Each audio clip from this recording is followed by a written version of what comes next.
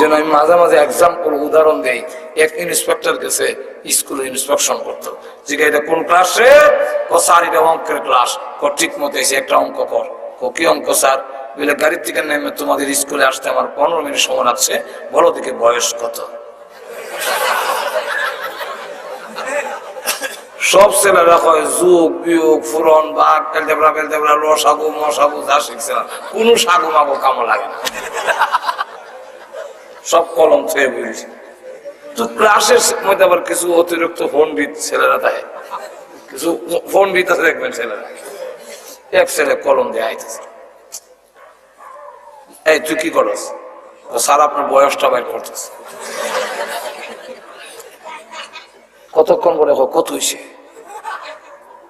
বয়স 60, আর আসলো 60। আনতে দিলে কি তুই কোন সূত্রে বাইর করলি? একটা সূত্র লাগবো তো বয়সটা। স্যার সূত্র একটা আছে, সূত্রটা এটা যোগ বিয়োগ আর হুরন না। বলে কি সূত্র? সূত্রটা হইলে আমার বাড়িতে আমার এক বড় ভাই আছে, সে হইলো আধা পাগল, তার বয়স 30, আর আমাদের হুরা পাগল আপনার বয়স 60। আধা পাগলের বয়স যদি 30 হয়, হুরা পাগলের বয়স কত হইব? বেটা আমি একটা শিক্ষিত লোক, আর তুই আমার কথা আমি হুরা পাগল। বলে স্যার ঠিক ওই লেখাপড়া করছেন ঠিক, কিন্তু আপনার প্রশ্নে বোঝা যায় আপনার মাথার তার শিরা, মানে এই জাতের প্রশ্ন আপনি করতে পারেন না।